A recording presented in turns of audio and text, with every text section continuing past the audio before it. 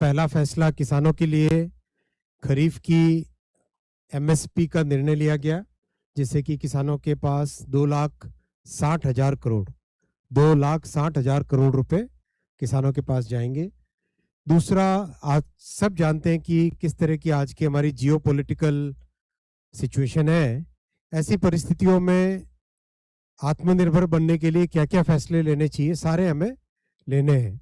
उसी कड़ी में आज कोल गैसिफिकेशन का बड़ा फैसला लिया गया, जिसके बारे में मैं आपको विस्तार में बताऊंगा। तीसरा, धोलेरा में बहुत बड़ा एक इंडस्ट्रियल हब बन रहा है, जिसमें भारत का पहला सेमीकंडक्टर प्लांट भी लग रहा है। तो अहमदाबाद से धोलेरा ये semi high speed double line का अप्रूवल हुआ। और चौथा फैसला हुआ, नागपुर के एयरपोर्ट को इंटरनेशनल एयरपोर्ट अपग्रेड करने का फैसला लिया गया।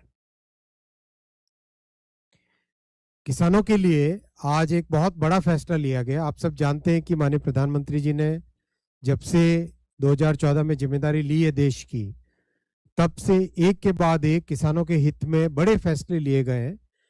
और जो एक बहुत बड़ा ऐतिहासिक फैसला लिया गया था 2019 में कि किसानों को अपने श्रम का उचित मूल्य मिल सके और कम से कम 50% मुनाफा मिल सके किसानों को, इसलिए उनके जो कीमत है, खेती की जो कीमत आती है, जो कॉस्ट आती है, उस कॉस्ट के ऊपर लागत जो आती है, उस लागत के ऊपर 50% का प्रॉफिट जोड़ के एमएसपी का निर्धारण करने का 2019 में फैसला माननीय प्रधानमंत्री जी ने लिया था।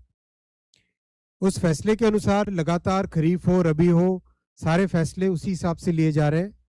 Cost plus 50% profit equals MSP, उस तरीके से इसका सारा फैसला लिया गया। तो आज के खरीफ के लिए जो फैसला लिया गया, उसमें करीब जितने भी खरीफ के क्रॉप्स हैं उन सब में कॉस्ट प्लस 50% या 50 से अधिक,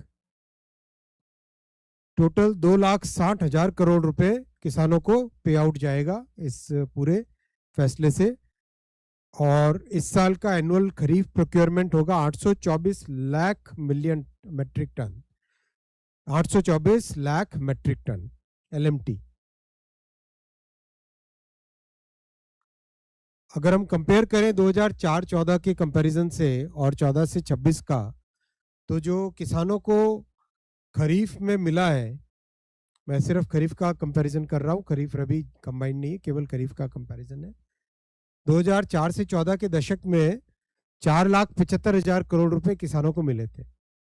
2,14 से 2,26 वाला एनडीए 1, एनडीए 2, एनडीए 3, ये जो पीरियड है, इसमें 19 लाख करोड़ रुपए किसानों को खरीफ में मिले। किसानों के जीवन में इसके कारण एक बड़ा परिवर्तन आया है। 4 गुना ज्यादा किसानों को एनडीए 1, एनडीए 2 और एनडीए 3 के दौरान दिया गया है। खरीफ का प्रोक्योरमेंट भी डबल हुआ है, जहां 4679, ये नंबर,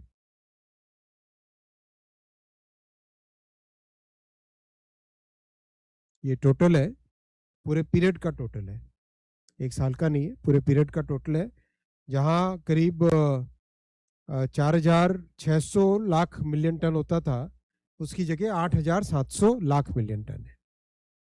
ये सभी फसलों की एक एक करके जो आज एमएसपी अप्रूव हुआ है वो है, सब जगह कॉस्ट प्लस 50% या 50 से अधिक जो इसमें निर्णय लिया गया है, उसमें हर जगह कॉस्ट प्लस 50% या 50% से अधिक का निर्णय लिया गया है।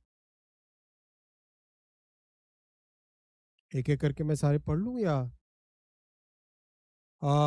पैडी कॉमन 2,441 रुपये पर क्विंटल, पैडी ग्रेड ए धान, पैडी यानी 2,461 रुपये पर क्विंटल, ज्वार श्रीअन्न में आता है, हाइब्रिड 4,023 रुपये पर क्विंटल, ज्वार मालदंडी 4,073 रुपीज़ पर क्विंटल, बाजरा 2,900 रुपये पर क्विंटल, रागी 5,205 रुपये पर क्विंटल, मेज 2,410 रुपीज़ पर क्विंटल, तूर 8,450 रुपीज़ पर क्विंटल, मूंग की दाल 8780 रुपीज पर क्विंटल, उड़द 8200 रुपीज पर क्विंटल, कॉटन कपास मीडियम स्टेपल 8267 रुपए पर क्विंटल है, और कॉटन लॉन्ग स्टेपल 8667, ग्राउंडनट